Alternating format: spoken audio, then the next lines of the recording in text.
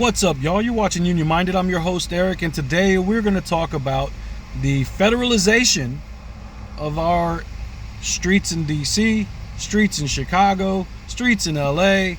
We're going to talk about how the Trump administration has decided that they don't care for our Constitution.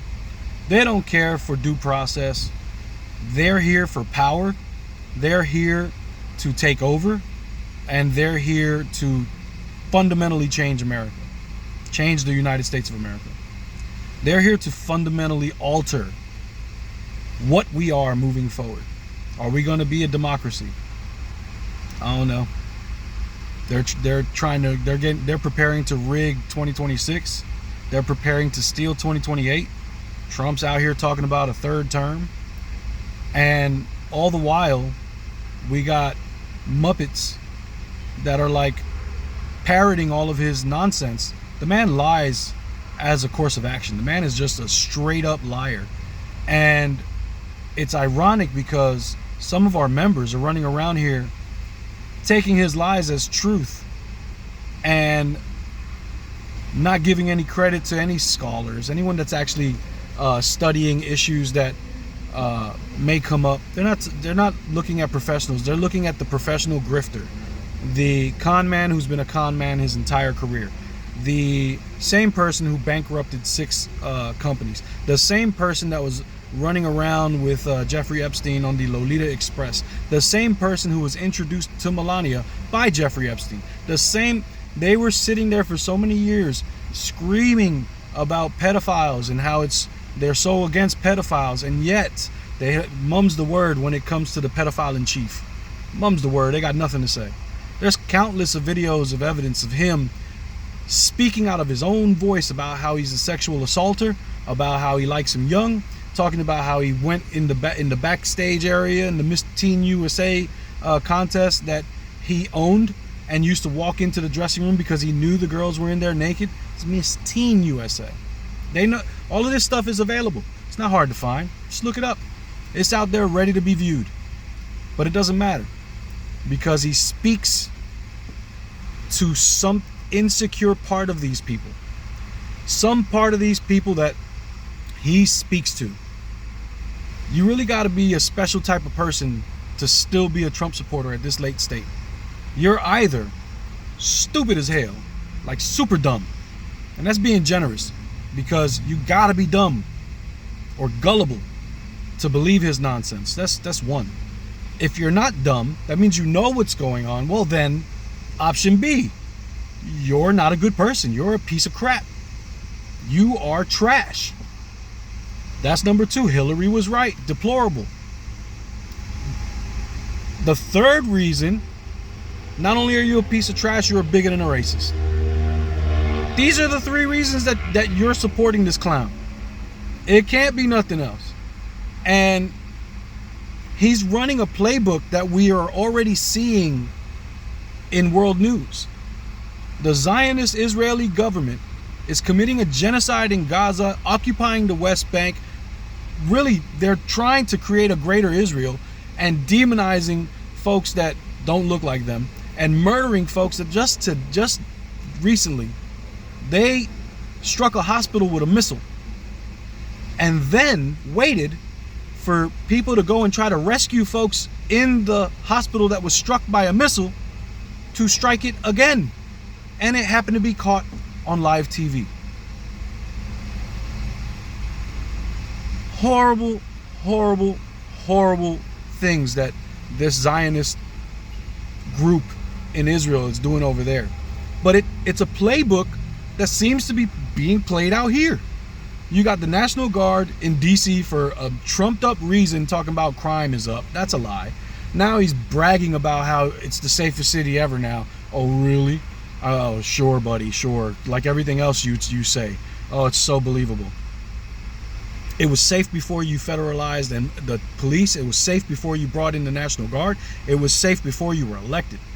But here you are, bringing the troops into a city, into the capital. Why do you fortify the capital? It's almost like he's waiting for us to fight back. Because make no mistake, his policy, the tariffs and all that stuff, prices are going through the roof already. Groceries are up. I don't know who in their right mind is claiming things are less expensive right now. Everything is up and on the rise. And what do you think that's going to provoke when folks can't get along with what they're being paid, when they can't get along because prices are so crazy? It's going to provoke a reaction. When you're sending the National Guard to DC to police it, what do you think you're trying to provoke? You're trying to provoke folks to get out in the streets and go, we don't like this.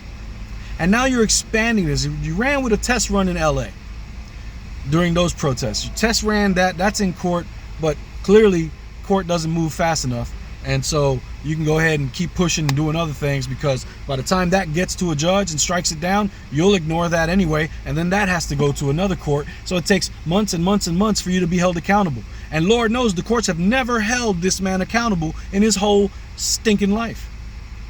So now he's done it in DC. What's next? Chicago. Who's after that? New York. Who's next? Maybe Minnesota. It's almost like he's preparing for something that we're not quite seeing. We're taking this weirdo at his word. But I don't think his word's any good. It never has been. And so we've got a lot of issues that are coming. It's like a tidal wave coming towards you. And you see it coming. And it's like, what do? You know, you organize everybody to get out of the way of the tidal wave and create a strategy for recovery and for rebuilding, right? What are we doing? What are we doing? Who's leading the movement for the opposition? And don't tell me Gavin Newsom.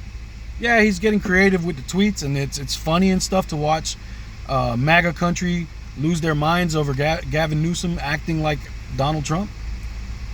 But Gavin Newsom, he's not it. He's not the answer.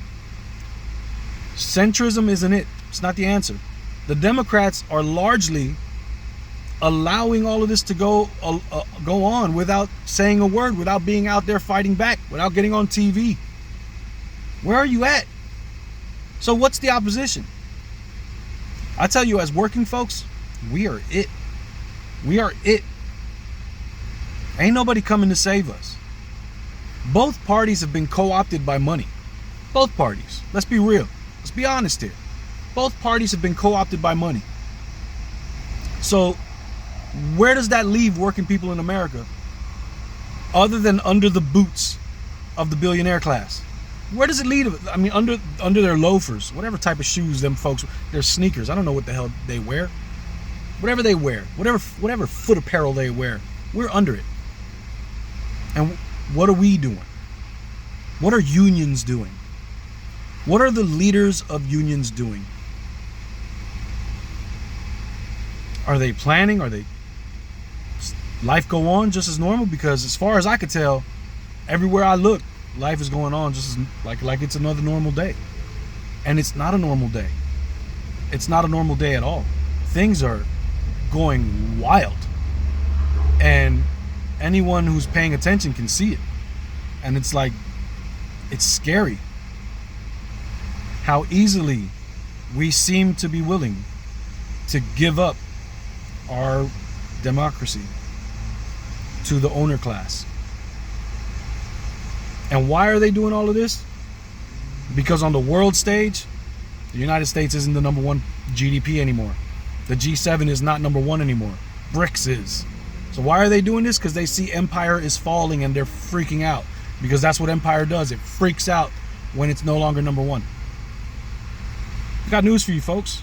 We are no longer the world power. We are no longer the economic power of the world. That would be the BRICS nations. And they're only going to get stronger. And that's a reality we got to come to grips with. Fascism ain't the way. Fascism ain't it. Anyway, I just wanted to get that off my chest today. My name's Eric. You're watching Union Minded. Remember that the fight's not left and right. It's up and down. It's going to take solidarity to win always. Each one teach one. Get out there and reach one. And remember, there could be no union without you and I front and center. So let's go. Peace.